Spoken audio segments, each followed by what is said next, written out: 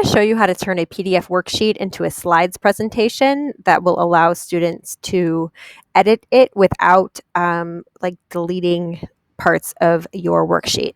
So first thing you're going to need to do is find a PDF file. So I have one ready here.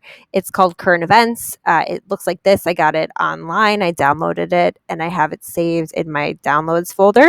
So this PDF, I am going to turn it into a slides presentation. So the easiest way to turn a PDF into an image file is with a PDF converter. These are widely available for free if you do an internet search, convert PDF to JPEG. So I will show you this one called smallpdf.com. It's not the only one, but it worked fine. So I'm going to go ahead and choose my file. It is this one right here, Current Events Worksheets for Middle High School. It's uploading. I cannot do this one without upgrading to a paid account, but it's fine. I want to convert the entire pages anyway, so I select this option. Click that button, it says processing. And they're here. It's right here, 4 separate images. I can download them individually, or I could click this button and download them. I think I can download them all at the same time. I'm going to go ahead and just download these individually and save them. I'm going to save them in my downloads folder. So to do that, here it is. And then I'm just going to make sure I have this saved in my downloads folder. I'm going to save this one as current events page 1. And then I'm going to go ahead and do that for page 2 as well. But I will pause my recording so you don't have to watch me do that. Okay, so I have now downloaded my first 2 pages that I intend to use to my downloads folder. So I don't need this anymore. I'm going to close this tab. Remember where you save the JPEG files or the image files, I put them in my downloads folder. And next, you need to set up a slides presentation. So I'm going to use my fun little shortcut here, slides.new, and it will open a new slides presentation. And you want to change your slides size to match the size of your PDF. Usually 8.5 by 11 for portrait or 11 by 8.5 for landscape.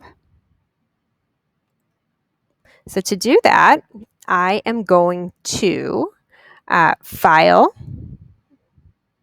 Page Setup. It's a custom size. I want it 8.5 width, 11 length. And now it's the size of my PDF. And I'm going to go ahead and apply it as a blank layout.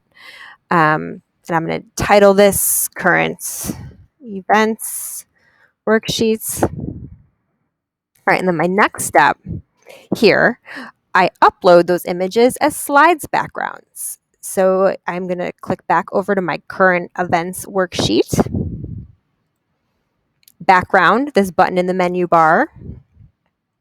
I'm going to choose an image to upload. I'm going to have to upload it. This is Current Events page 1.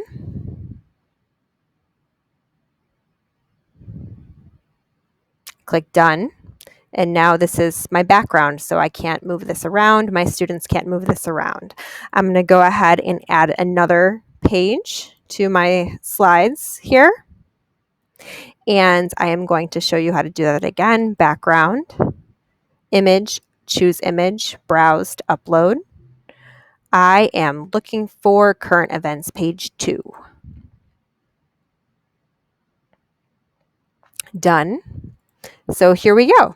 I now have these 2 backgrounds that were my worksheets. So it's kind of like a PDF editor in a way, but I'm going to go ahead and do it in slides so I don't have to worry about finding a PDF editor that works for me and my students. I can make some changes to my document here. to make it a little bit more user-friendly for my students. So the first thing I will do is I'm just going to type some text boxes here for name. So when they click in there, they'll be able to do name. Let's see, so I've got two I copied and pasted. So I can do name, dates, pasting again, partner, pasting again, class period. So now when the student clicks, they can click and type. And I'm going to want to do that here as well, where it says publication name. So I'm going to go ahead and I am going to create a text box. So when they click in here, they will type their publication name. Another way that I'm going to visually indicate is by using some coloring. Some coloring to, these are transparent right now, so it's just a text box, but I'm going to do a text box with a color in it. So for the first one, says, what is the headline of your article? These lines will get in my way. So I'm going to go ahead and I'm going to draw a text box over the lines. And then when I edit it, I'm going to click on it to edit the whole text box. I can do a fill. Kind of like this light yellow color. And then my students can click inside the text box to type. The first couple times, you might want to give them instructions. Type in the shaded boxes. And then you can do that over here too if you want. For the sake of consistency, you can turn all of your text boxes this color so students know where to click, and then they can still easily type on them.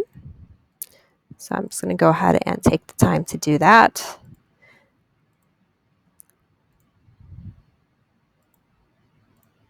I'm going to shorten this one. I'm going to try and make them line up. That's completely, not necessary, but you can. You can also give these borders if you'd like, so the student knows they're not one continuously odd-shaped box. It's just going to be a preference for you as you create these things. Whoops, I did transparent. Okay, so here it says, is this article controversial? It's a yes, no question. So one thing I can do for my students here is I can do a shape that they could drag. Let's see what shapes we have here. I can do an equation, so I can do an X actually, so a multiplication symbol. So I can draw one, and to my students, I'd make sure they'd have the directions to drag the X, and I'm probably going to give it a more noticeable color than that gray color. So they're going to go ahead and drag this. The student would drag it, so I'm going to leave it off to the side. And then I'm going to need another one, so I'm going to copy paste this one. So I can do that with a right click, or I can do Control C, Control V.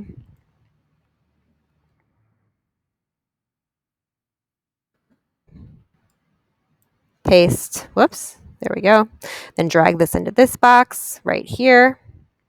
Whoops, I have 3, so I'm going to want to get rid of one of those. But anyway, I'm going to keep doing this. I'm going to pause the video though, so I think you get the idea. Okay, so I went through and I added text boxes in all of the places my students would normally handwrite their answers.